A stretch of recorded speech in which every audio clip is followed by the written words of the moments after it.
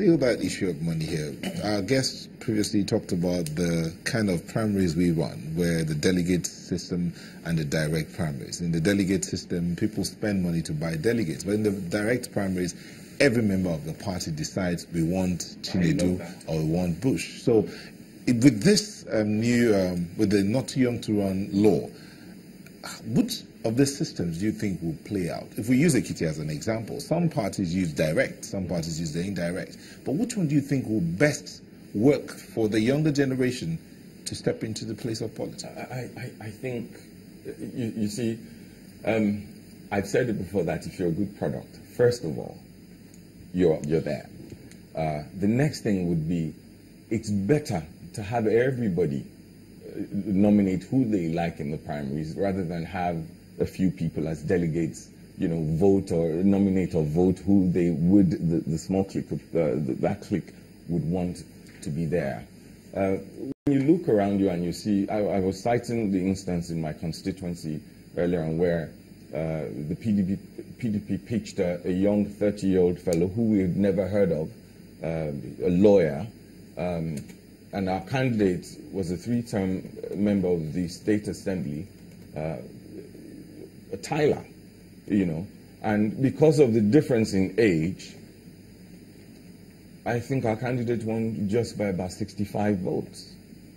It was really, really narrow. I don't think he spent as much. I'm sure he didn't spend as much as what our candidate spent, because what people saw was, a young man who was ready. And when you take a cue from that and you look at the same thing here, we had in my constituency then, when I was running for elections, for some reason we have a whole number of professors in our constituency. They made sure that I went through a debate. They asked questions before they finally gave me their support then. And that was one of the things that propelled. Now, it's not enough to say that you're not too young to run bill. That's the end of our wars. No, it has to be the right young people. Otherwise, if we put in the wrong young people, we will go back in time.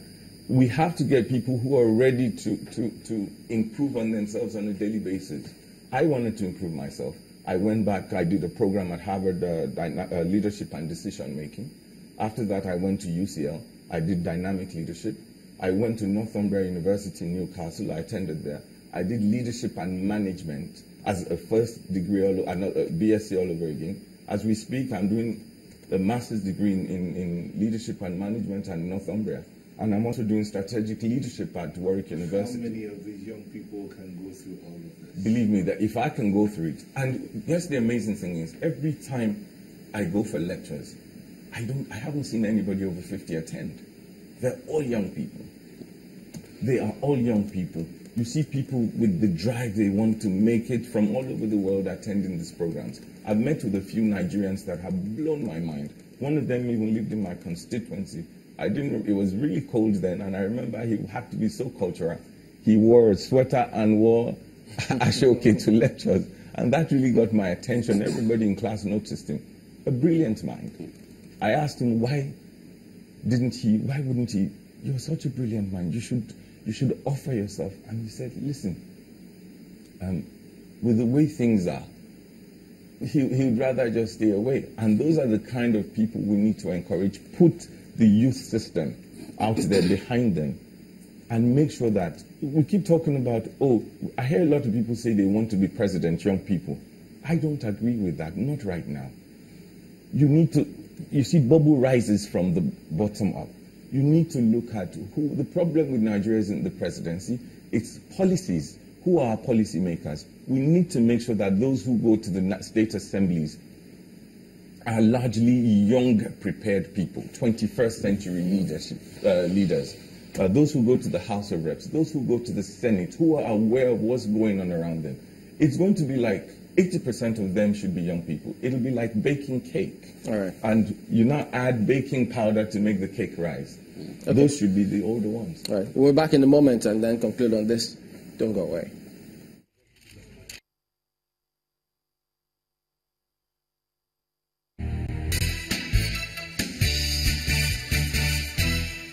Welcome back. Let me ask you, Chinedu. I know you heard this question before.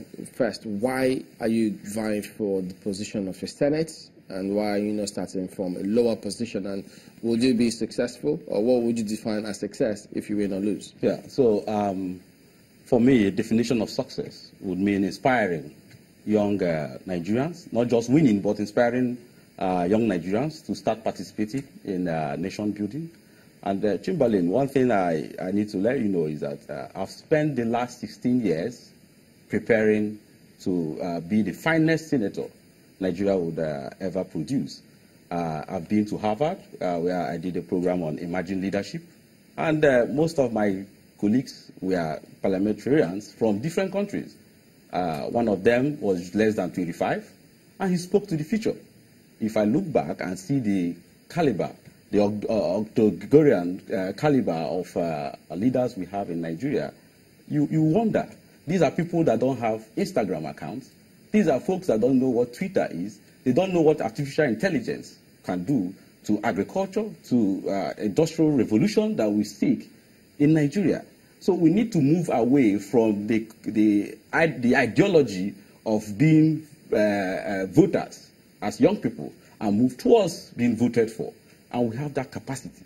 We have it across the country, in the north, in the south, in the west, in the south, in every part of the country. So we need to mobilize young people to come out and take up leadership so that our fathers will at least provide health insurance for them, that they can rely on. They should be praying for us. Okay. And Sorry, but Honorable Bush, one more thing before we go. I mean, speaking about getting it right, your party, the APC in Lagos, surprisingly to a lot of people, they had parallel primaries. What was going on? There have been differences. It was the case of it being either 57 local government or primaries to be conducted in 20 local governments. Some believed, according to the Constitution, which iterates on INEC wards. INEC wards refers to the old 20 local government, but elections were carried out in some areas. So I guess it was just you know what politics is like, beliefs. But politics is about beliefs. So those who did the 20 did the 20. I went with the 20 because that's what I believe in, and the other 57.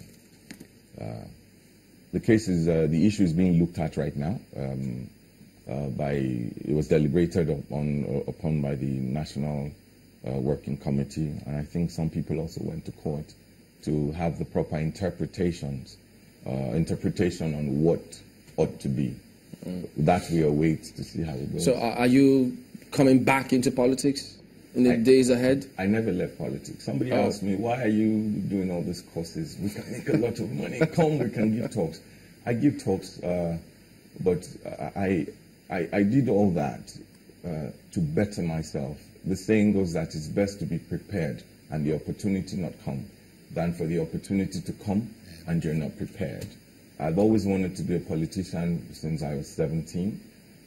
God has answered my prayers. I never left. Yes, I didn't contest this office, but we'll see how it goes. God will direct us. All right, yes, indeed. And that has gone today on Sunrise. The Honorable Dio Bush, a member of the APC and a former member of the House of Reps, and Chinedu Onyizu, a petroleum engineer who is delving into politics. We don't know if he will leave his day job. Gentlemen, thank you for coming on this morning. Thank you for having us. That's the show today as well. We thank you all for watching. We'll see you tomorrow. I'm Chamberlain. So I'm Nell Taigbe. I'm Mao Kweogun. Thank you very much. The views and opinions expressed by guests on this program are those of the maker and do not necessarily reflect the views, opinions, and endorsement of Channels Television.